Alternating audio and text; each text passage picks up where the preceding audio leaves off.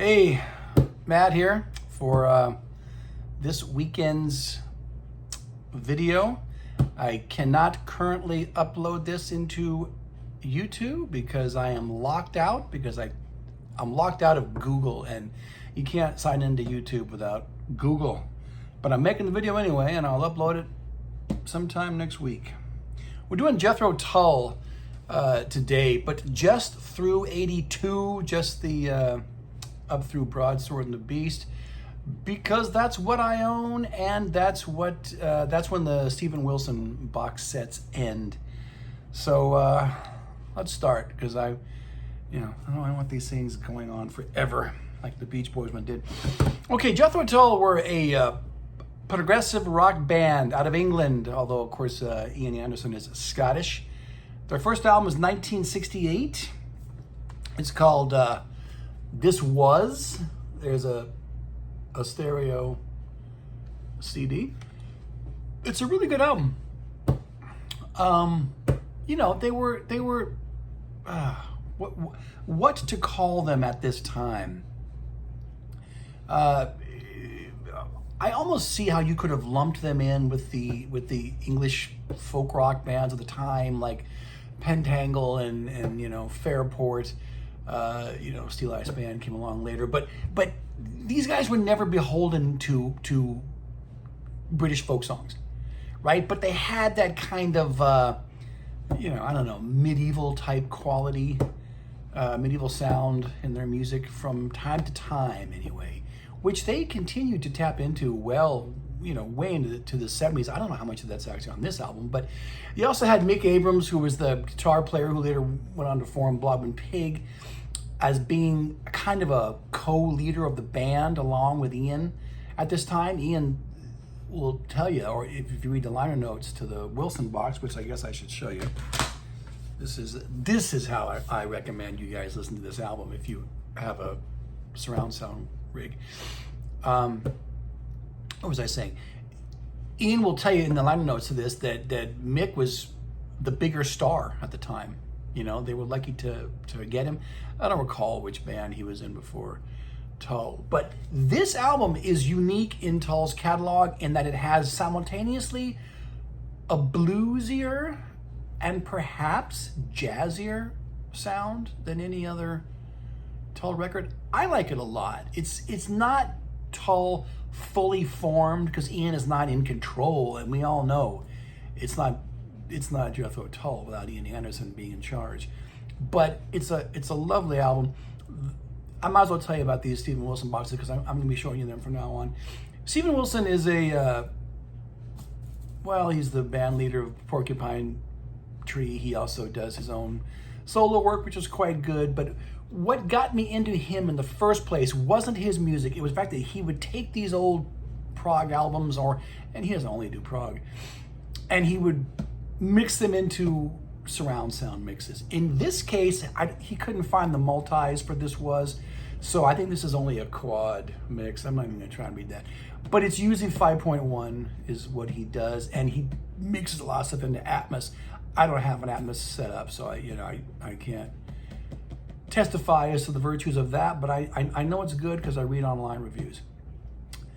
This is a typical Wilson box in that it gives you his remix, all the associated recordings like Love Story, A Christmas Song, Serenade to a Cuckoo, further associated recordings. I won't read you all of those. And then, mono, stereo, whatnot. And then a DVD with the surround sound mixes. So these were all fairly cheap when they came out. Now they go out of print, but now they're repressing some of them. So I highly recommend the Steven Wilson Tull boxes. Okay. Second album is even better. Stand Up. 1969. This is the old Mobile Fidelity version. It still sounds wonderful. This would be my preferred disc of choice if I just want to hear the 1969 stereo mix. This is it. Don't think this ever had a unique mono mix. It's pretty much a classic 5-star album. You know, Ian fully in charge, writing virtually everything. I'm not going to look at the songwriting credits to make sure. I'm sure he wrote or co-wrote every song on here. They're all great. Well, Beret, right? That's not him. That's a classical piece. That's one of the more famous numbers on this record. This is when Tull really, steps into becomes, they're a unique band, really offering something which is individual. Ian rightly thinks this is a great album, so do I. Here is the Wilson box. This has recently come back in print, folks. It was out of print for a while and it was fetching a couple $100 online. So Stand Up, a marvelous record. Still, with that acoustic folk rock vibe on much of the numbers. That's something that Tull had for most of the 70s. If they would have done British folk rock or folk tunes, they could have had more of a claim to being a folk rock band. But Jethro Tull are not one thing. I mean, I've already called them Prog in this show, which is about 6.5 minutes long. They weren't only prog. They do have that folk rock vibe. They are rock. They even occasionally have a bluesy vibe to what they do. And Ian has said many times he doesn't like the blues and he wants to. That's probably the main reason why he didn't want Mick Abrams in the band. He didn't want to go down that. He didn't want to be beholden to American music and blues, and all the more credit to him for doing that. Okay. Classic album, though. Okay, 1970, Benefit. Oops. Another really good one. I don't know if I necessarily think it's better than Stand Up, but it's more or less, in the same league. If you read the liner notes to this, Ian will tell you he doesn't think it's as good as Stand Up, but he's very critical of his work if it wasn't well received. I don't know why Benefit wouldn't have been well received, because again, every song is good, same as on Stand Up, but perhaps they're not quite of the same quality. I don't know. That's just me giving my opinion, because I know people think this is a better album than Stand Up, right?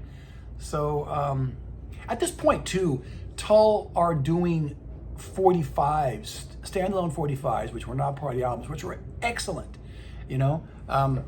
Looking here, see what they did in 1970. Witch's Promise, Teacher. There's a UK single. There's US album versions. I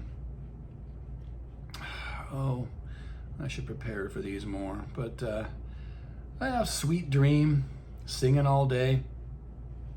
They did a real good job in collecting these 45s on the Living in the Past disc. Ooh, I better have brought that out.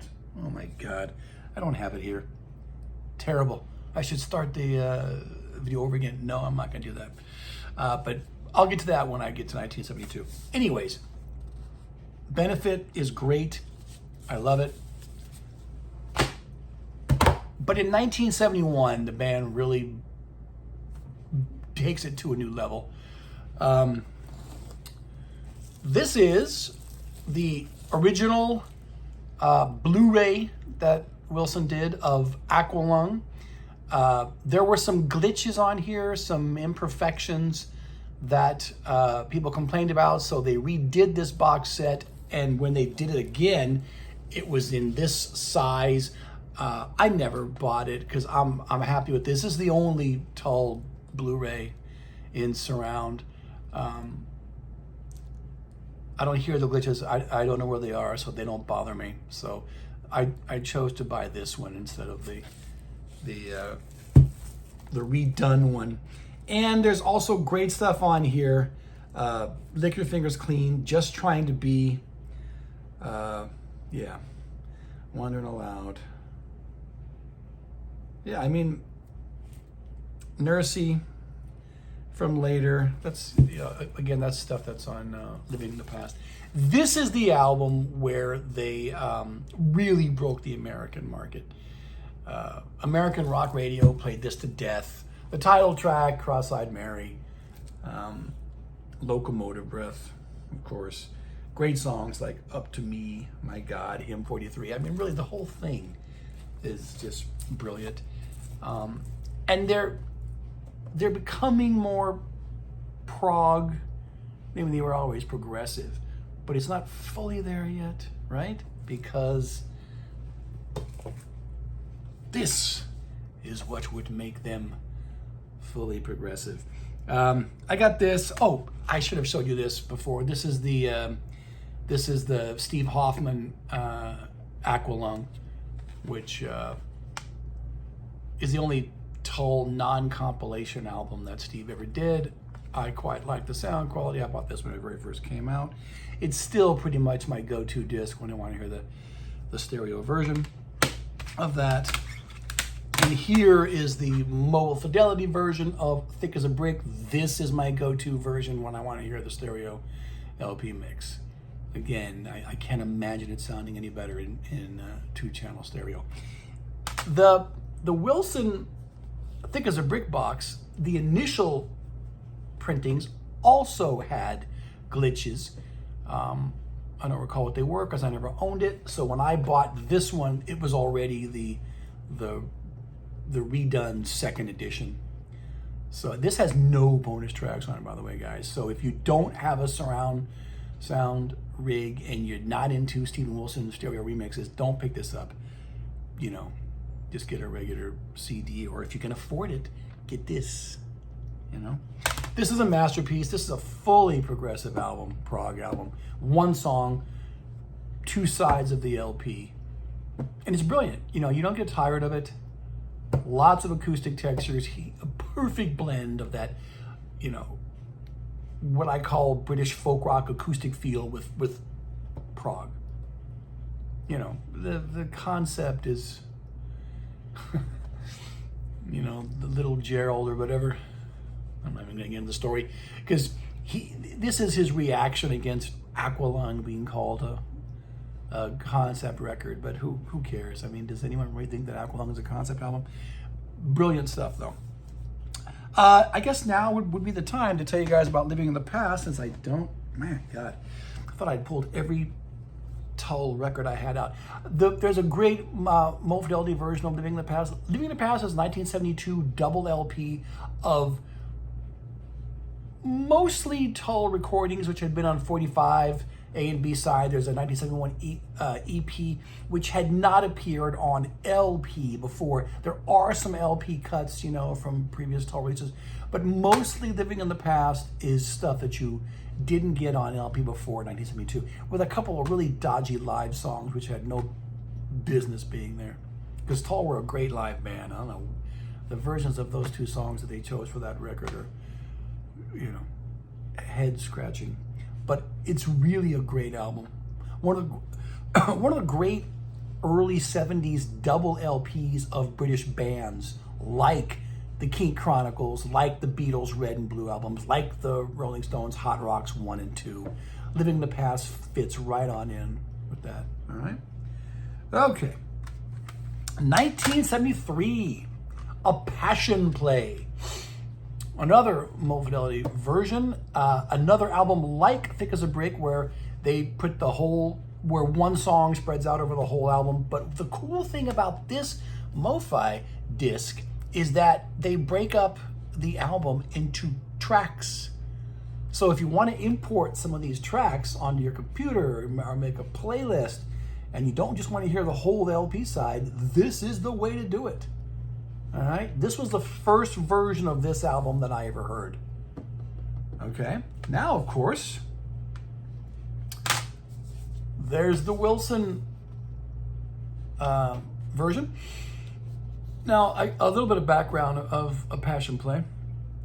Before this was released, Tull had gone to France, the Chateau Disaster tapes, and tried to record a whole album that they were going to release initially. Some kind of, you know, similar material to what ended up being on A Passion Play. Also had Skating Away on the Thin Ice of a New Day, which would make it onto LP until War Child. You get that album here too. It doesn't have any flute solos, I don't think.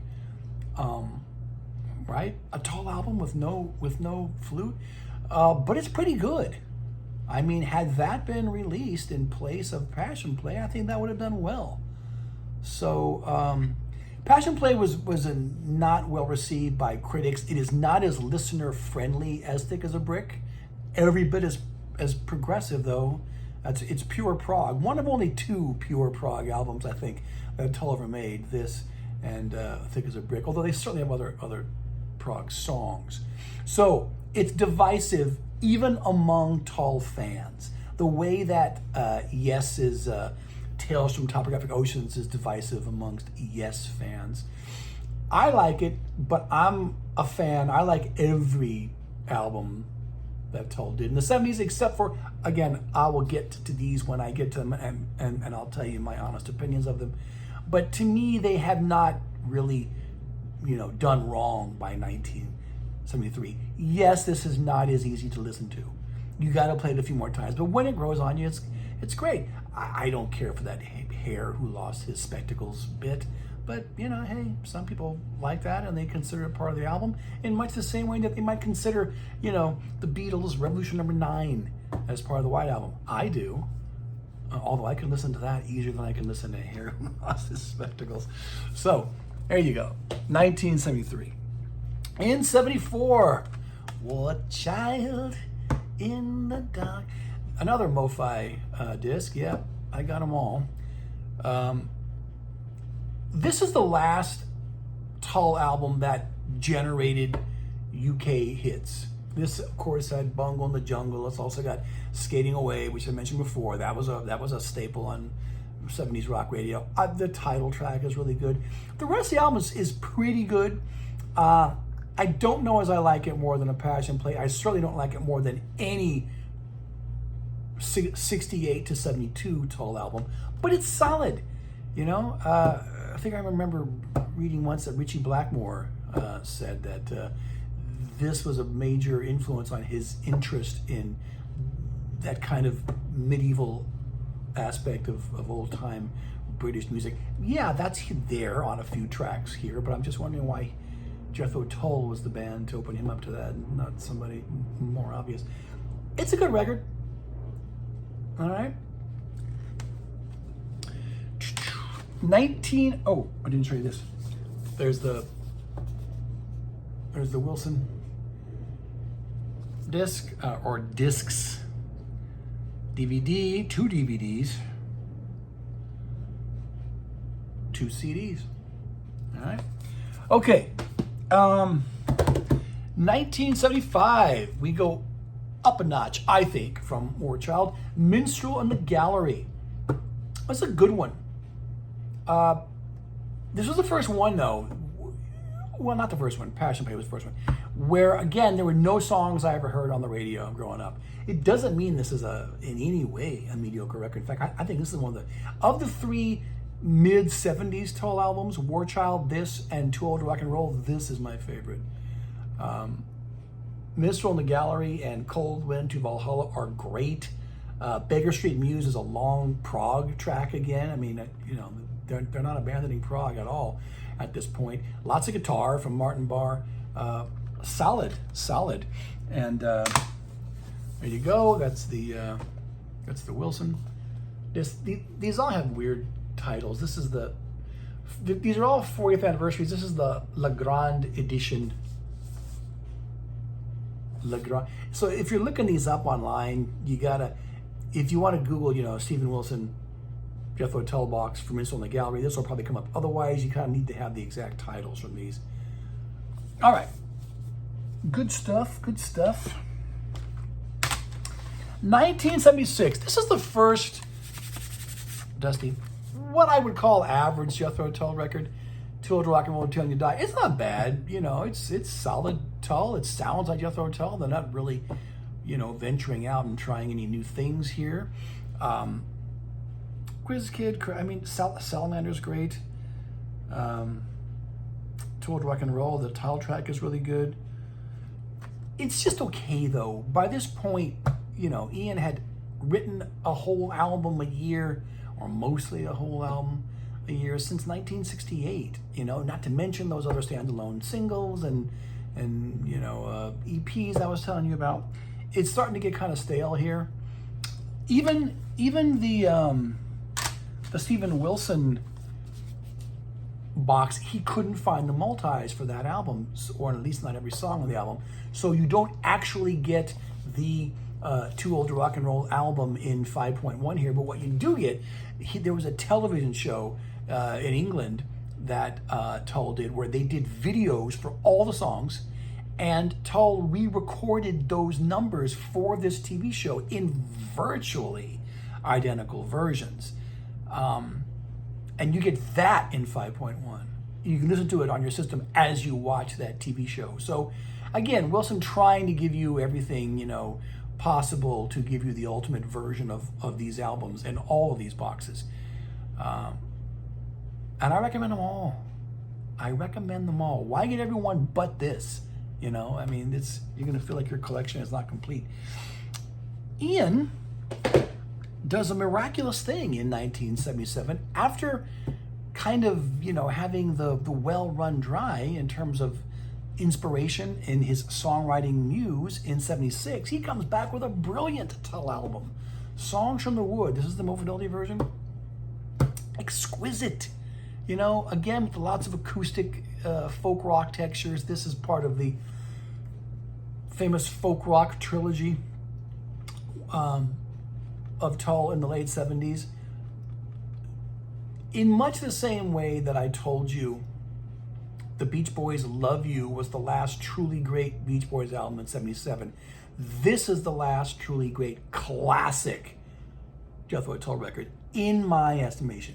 I really like Heavy Horses. We're going to get to that in a second. But this is as good as, the 68 to 72 stuff. To me, to these ears. All right? That's the Mo-Fi. Here, of course, is the country set. Is the Steven Wilson box. Can't recommend these boxes enough, folks. And, to get a surround sound rig, it's just 5 speakers and a subwoofer. That's the point one.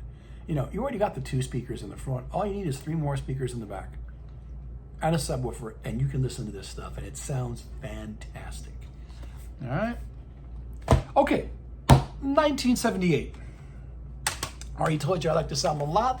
If Songs from the Wood is the last classic Tull album, this, to my ears, is the last great one. It's almost as good as Songs from the Wood. It's amazing how, I don't know what it was with Ian. Was it his life of eschewing drugs and alcohol? Although he did occasionally drink, Not a great smoker, I don't think, but I have seen him with a pipe. Stayed in shape. Living the good life, kept his senses clear, and his channeling of the muse was straight and pure, and really good record. Again, he's not breaking any new ground. Jethro Tull, once Ian established the Tull sound, say with Stand Up, he rarely deviated from that. Yeah, he fully brought Prog in for those 2 albums in the early 70s. And then once Passion Play was over with, he just kind of deviated between everything that he had done before. A bit of folk rock, a bit of prog, a bit of maybe perhaps, bluesy feel, but not too much. Let Martin have some solos.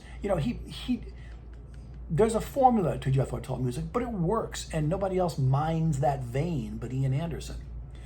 Strong record. There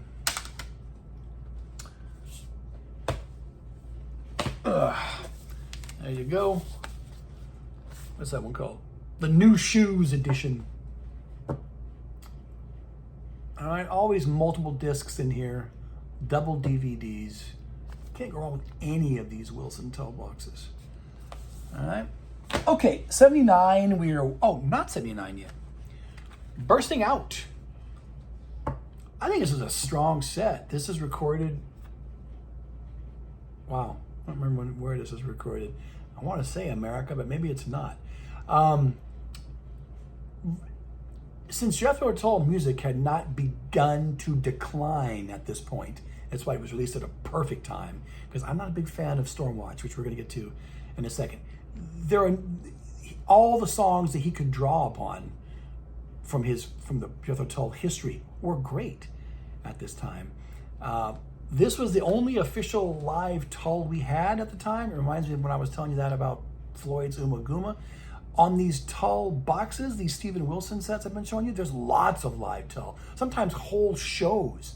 So, you know, there's a plethora of live Tull out there now, but at the time, this is what we had. This is, at this point, this is the latest in the Wilson Tull boxes. It just came out this year. This is the bursting out box. It's in 5.1. There's lots of other live material.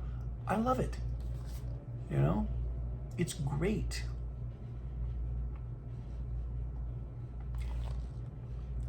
Was I saying, yeah, bursting out, busting out, as it's also called?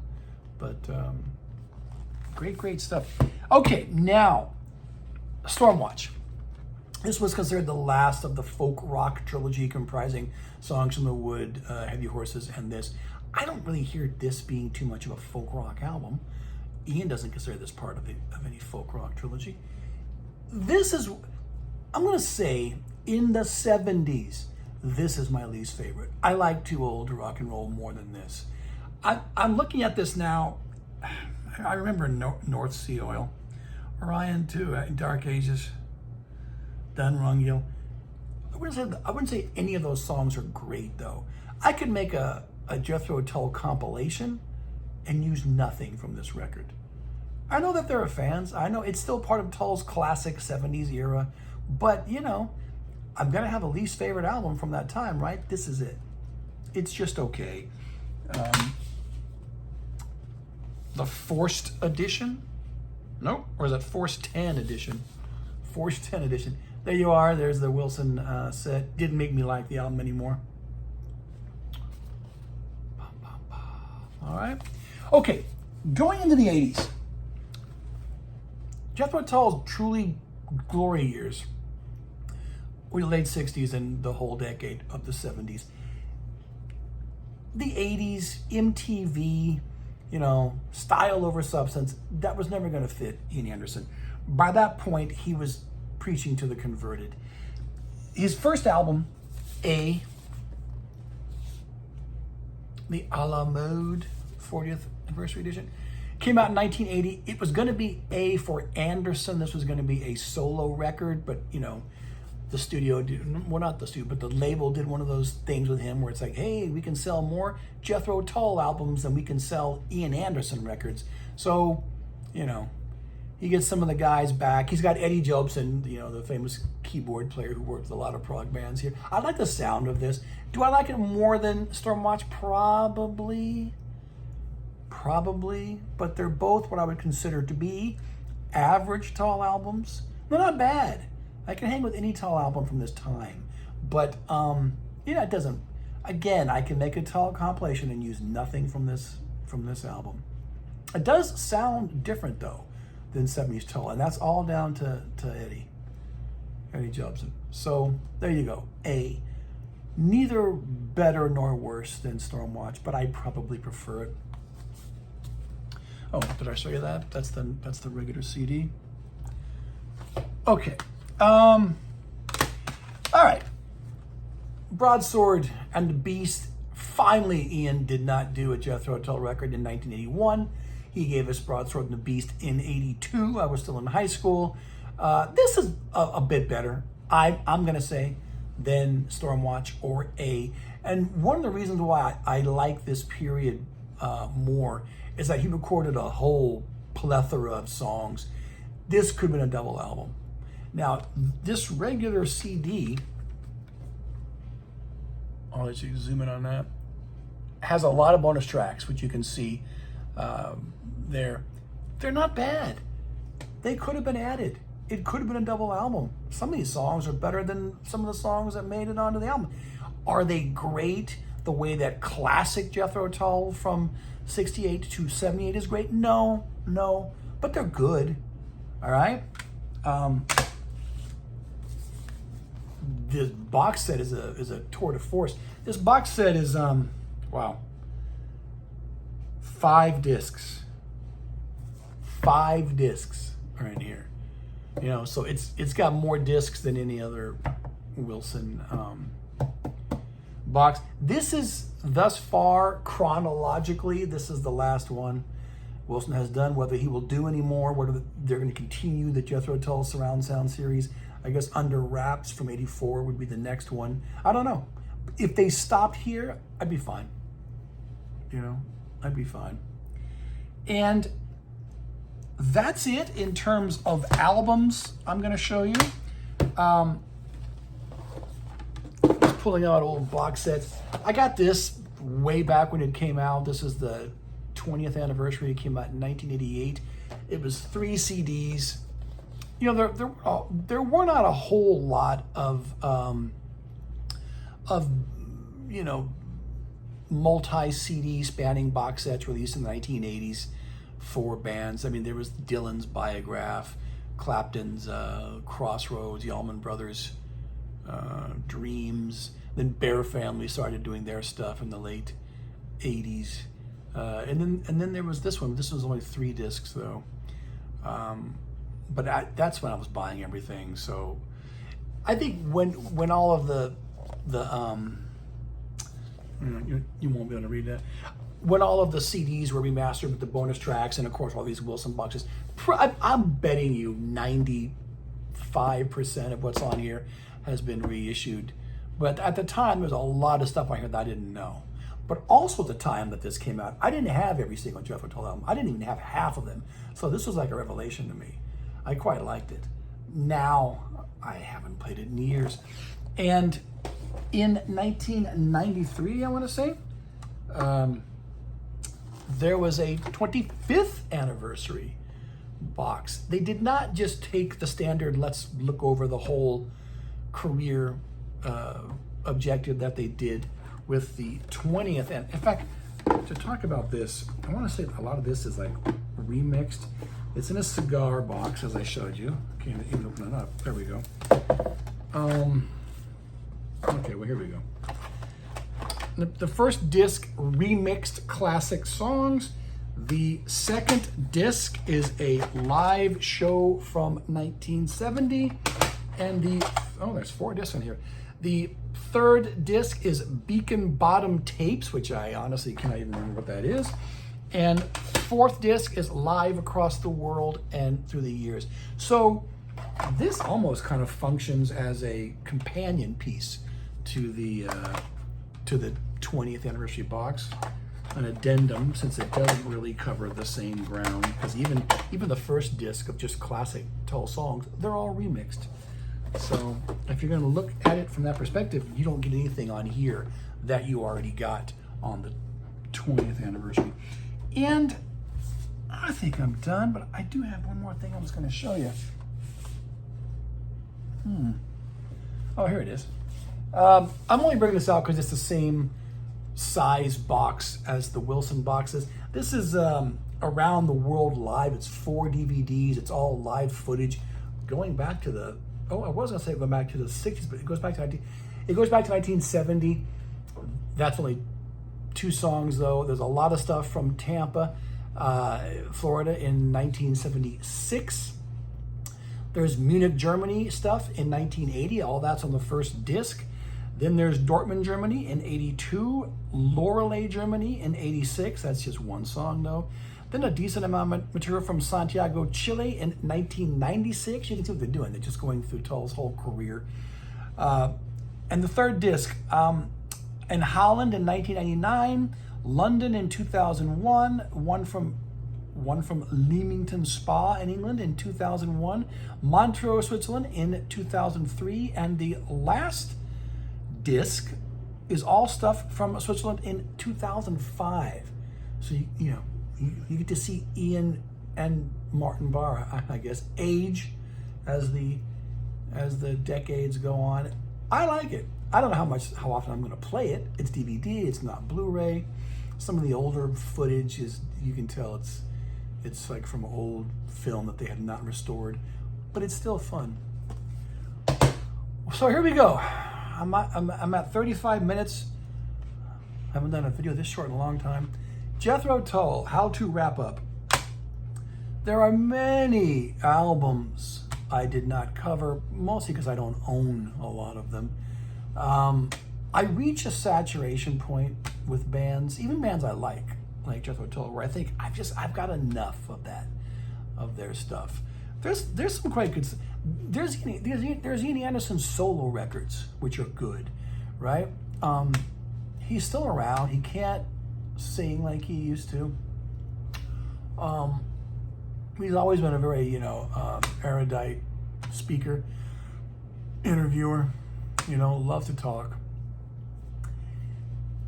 They're another prog band, if I'm going to call them a prog band, since again, I want to reiterate, prog was only one thing that they did, who were big in the 70s but started in the 60s, like Pink Floyd, and were played on American radio, because most of those prog bands were not. Another prog band like Pink Floyd, who is not considered prog by many prog heads. I do not have that issue, as I stated on the Floyd video.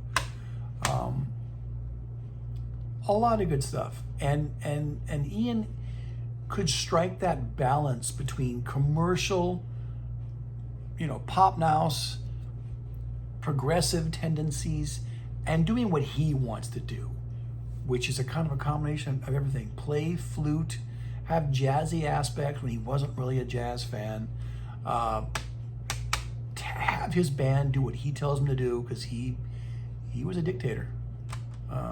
There's a lot of disgruntled former Tull members, but still come across as a gentleman, when you see him interviewed. His stage persona could be tiresome, the bulging his eyes out like Fagin, standing on one foot playing his flute, all the exaggerated gestures, cod pieces, tights, all very British, all very theatrical, but it's something that you just buy into when you see them live, or you don't buy into it. If you don't like them, that kind of stuff's going to turn you off. It doesn't turn me off though. So anyways, hope to upload this video soon. Matt Wilson signing off.